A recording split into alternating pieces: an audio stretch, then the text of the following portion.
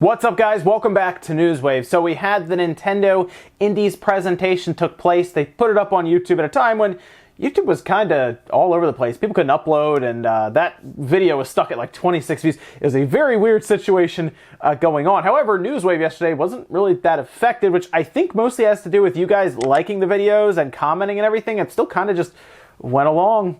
It was very interesting to see, but thanks to you guys for doing all of that.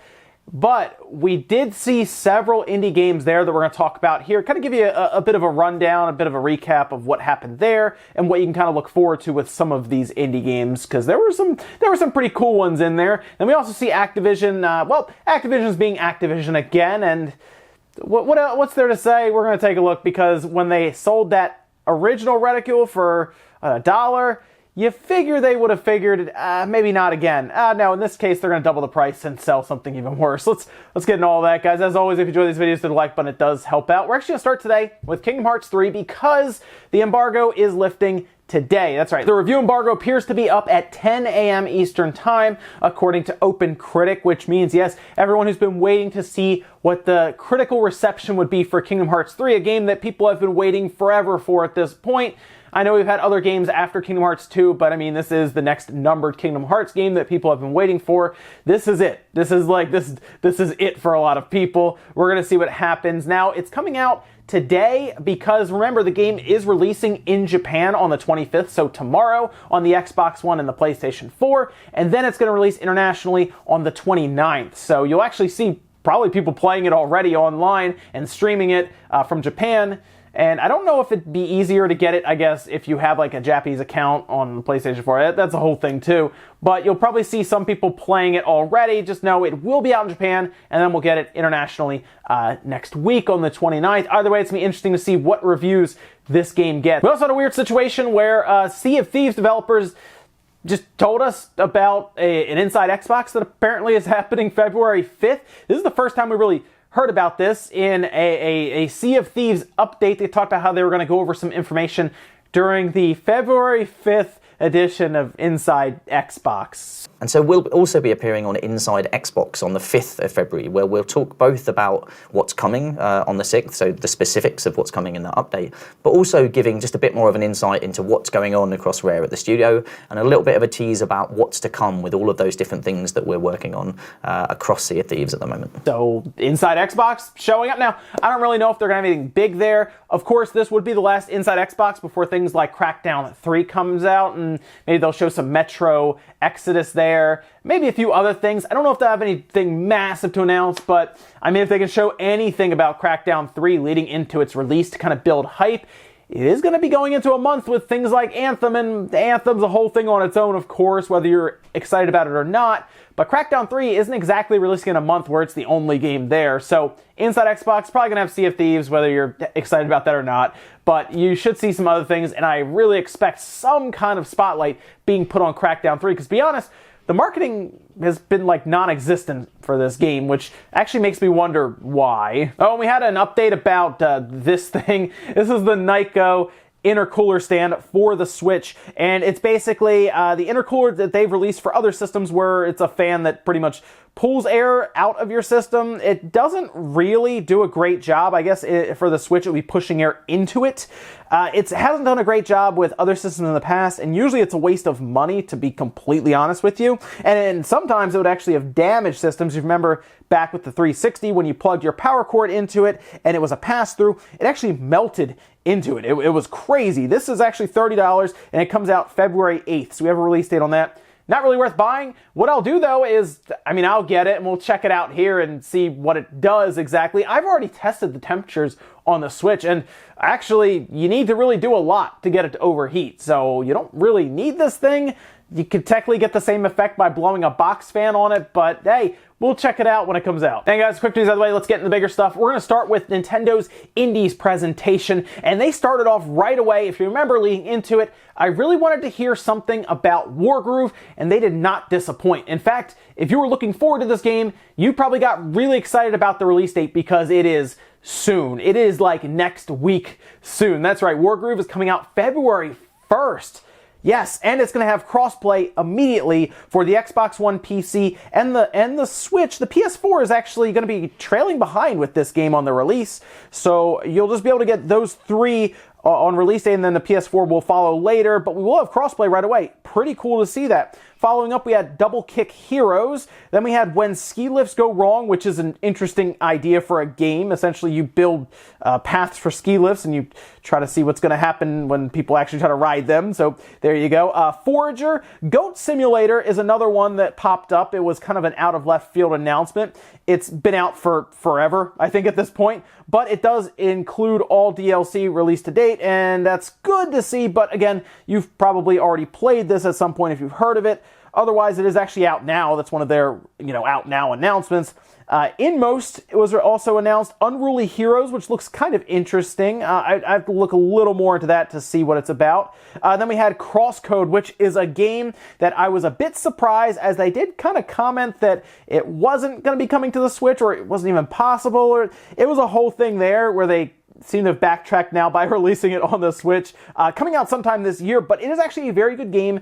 It's been kind of buried a bit on Steam, but it is an action RPG that is phenomenal. I recommend people check it out. One of the biggest announcement next to Wargroove, though, is that we're getting another SteamWorld game. So it's going to be based in the SteamWorld universe, and it's called SteamWorld Quest: The Hand of Gilgamesh. And it's an odd sounding game. I like, by the way, that they're taking chances with some of these games, because it sounds like this is actually going to be a turn-based game, but it's going to use kind of card elements, like not trading card where it's competitive. They described it similar to something like Mega Man Battle Network, for example, where you collect digital cards or cards that you essentially use in battle. And it sounds cool because it's different, and I'm interested to see what they do with it. And that's another one that's going to be coming out sometime this year, no actual release date. It appears to be hitting the Nintendo Switch first, and then it'll be going to other platforms. But SteamWorld has been pretty good so far. SteamWorld Dig 2 was great. I like that game a lot. And here we are now heading into this new SteamWorld RPG with cards. So I don't really know what to think of that one, but I am interested because it's different, and I like Mega Man Battle Network. So yeah, I'll take a look at this.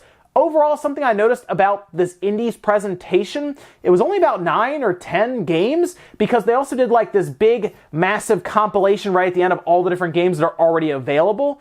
So they seem to get games and focus on a few rather than a ton, because before, man, I remember looking down the list and there were so many. I think one of the presentations had over 20 or something.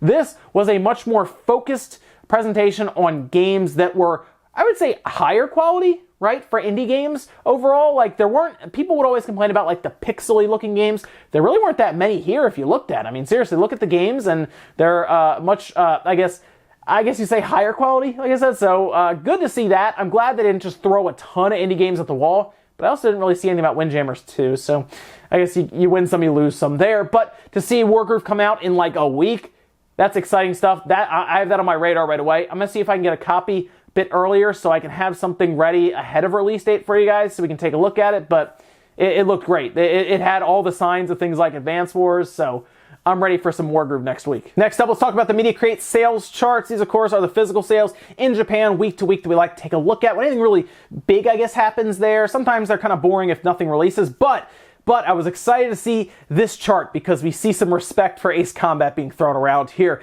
Here's actually the top 10 with Ace Combat at the top. Like I said, Ace Combat 7, Skies Unknown, 202,000 copies. I'm really enjoying this game. I like the Ace Combat series though, but I am definitely enjoying Ace Combat. I'm very happy to see it top the charts here. It failed to do so in the UK, but here it is, lighting up the sales charts here in Japan. New Super Mario Bros. Deluxe is below that. Sorry, New Super Mario Bros. U Deluxe, that title, is right below it, 88,840. It is still tracking above the Wii U version that released a long time ago, but it is tracking above that. And again, I expect it to outsell that version of the game, and we'll hear more from Nintendo in their not their next investors briefing. It'll be 3 more months later, because remember, this came out in January. They could also maybe drop something and say, oh, it did this well or something. Super Smash Bros. Ultimate Below that, 49,533. That is making the crawl now to 3 million copies in Japan alone. That's pretty impressive. Yakuza 4 did debut here on the PS4, 18,440. Super Mario Party below that, 16,752. Also making the crawl to 1 million copies. Good to see. And then below that, we have Mario Kart 8 Deluxe, Pokemon Let's Go Pikachu and Eevee, and then Dragon Quest Builders 2. That's on the Nintendo Switch version, Minecraft, and then Splatoon 2. All right, let's jump over to hardware, because we do see the Switch at the top, 71,139. Not a massive drop-off either. And I think a lot of that has to do with the new Super Mario Bros. U Deluxe still selling pretty well, and then the other titles that have been around for a while also continuing to sell. That's down, what, about 7,000 or so units, so not too bad at all. You can even see last year, it's actually well above that. So this year is going to be pretty big, I think, for the Switch, because it will be tracking above last year, probably the entirety of the year. So it's going to be very interesting to see that. And you can also see the lifetime, the date for the Switch is starting to make that push towards the PlayStation 4. It's, less than 600,000 units behind it, so it's actually not going to be too much longer, because you can see the PS4 sitting around 16,463 units, which is dropping from last week, and it is a large decline from last year as well. Although, remember, last year we were in a month that had like Monster Hunter World and stuff coming out, so there was a lot coming out this time for the PS4, and we'll see things like Resident Evil start to show up, and of course Kingdom Hearts, which is going to help push units for the PlayStation 4. Below that, the 3DS 5,439, the Vita 1,755, and the Xbox One at 118. But great numbers from Ace Combat. I'm glad to see that series really shine in Japan. Good game. If you haven't played it yet, it's worth checking out if you like kind of the dogfighting, arcadey flight simulation style games. It kind of throws everything in there for you, but it's very fun. It has an alright story, but the soundtrack is like top notch in that game. So I would recommend checking out. I still haven't tried out VR. I really need to do that just to see. It's just the setup is a whole thing, but good to see there. We'll continue seeing what kind of push Nintendo has going into the final quarter here with their fiscal report. And then, of course, we'll see what effect Kingdom Hearts and then Resident Evil has on the PlayStation 4 and even kind of the Xbox here. So we'll see what we get out of that. Next up, let's talk about LAN Grocer 1 and 2. We talked about how it was getting a remake, and it was kind of weird, out of nowhere. Cool, but who saw that one coming, right? And if you haven't played these, they were back on the Genesis. I remember playing them there with like an emulator and everything, because they never really showed up. Eventually we got it translated and everything. It was kind of a cool, I guess, tactical style game. You could even say like a strategy RPG, similar to like a Fire Emblem. Well, they're getting remade, and it looks like it had to get delayed, but in its place, they're putting out a demo. And of course, you know what that means. You can actually download it on your Switch because it's region free by just signing in to the Japanese eShop. And that is actually showing up February 7th. The game itself has been pushed to April 18th in Japan, but we still don't know if there is going to be any type of localization for this. So Gamatsu actually reported that the demo is going to be available February 7th and onwards, but again, no news about localization or anything. I also don't think this is going to be in English at all, so you probably have to navigate Japanese text in what is pretty much an RPG. It will include the first 3 stages of the original LAN Grocer, which is pretty cool to see, I guess, what it'll even look like visually, but I wouldn't expect to go in there, be able to read through all the menus and the text and story and everything. It'd be cool if there was an English option there, because then I don't care if they localize it or not, I'll just import it. But if it's all in Japanese language and text and everything, it's gonna be pretty hard to play it. But hey, if you know Japanese, you can just import it and start playing it. But download the demo either way, just to see if it's something you're interested in. And our last bit of news, let's talk about Activision, because they are doing what I figured they would do after Black Ops 4 kind of fell a bit out of the sales charts. I mean, it was still selling well, but obviously it wasn't being talked about as much. So that means that sales were probably declining from when it first came out. I think that's pretty obvious. And after we saw Activision introduce the marketplace and everything, it seemed like the strategy for live services that we've started to really see take effect, which is put a game out that is friendly to players and reviewers and most media when it first releases, get all the good praise in the reviews and talking about how you didn't do things like have a cash shop and all these microtransactions, and then when everyone moves on from it, you drop them in. And that's what Black Ops 4 has done. That's also the fear right now of Anthem, by the way, and we'll see how that plays out, because it sounds like the economy is going to be moving around and changing after release. So what have they done? Well, we talked about the reticule that they sold for $1, and instead of maybe looking at that and reflecting and saying, oh, maybe we should have done that, they went the complete opposite way and have now doubled up, and they're charging $2 for a smiley face reticule. I'm not even kidding. This is, I can't make this stuff up. This is insane, obviously, and what's really funny is Eurogamer pointed out this has actually been available in previous Black Ops games. They specifically point out Black Ops 1 and 3 that this was available. So what they've essentially done is they pulled it from there, and then they dropped it in here and said, oh, you're gonna have to pay for it this time with $2. So it's Activision just, again, pushing the limits. They know they have a player base that is just playing the game and not even really, I guess, talking about it online as much. This seems like something they're trying to just kind of sneak in there, right? Stealth launch this, put it in there, and maybe someone will drop a couple bucks on it. But it does really paint a bad picture for live services and what they probably will continue doing. Again, release the game in a very friendly state and then sneak in things like this over time as people pay less and less attention to it and move on to the next game. And that is the one downside to live services for the consumer, is they can always introduce anti-consumer business practices like that.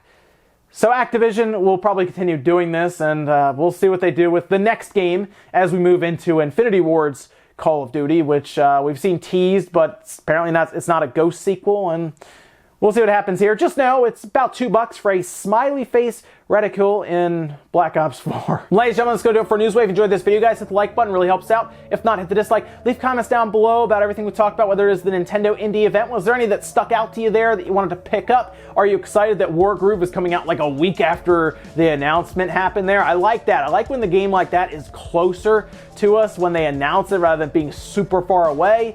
I guess you could go either way, but it's nice to know when it's coming out, so if you need to save money, you can. It's only $20 though, so hey, good deal there. Also, what about Activision's ridiculousness with their marketplace? Let me know what you think about all of that as well. Thanks guys for watching, and I'll see you next time.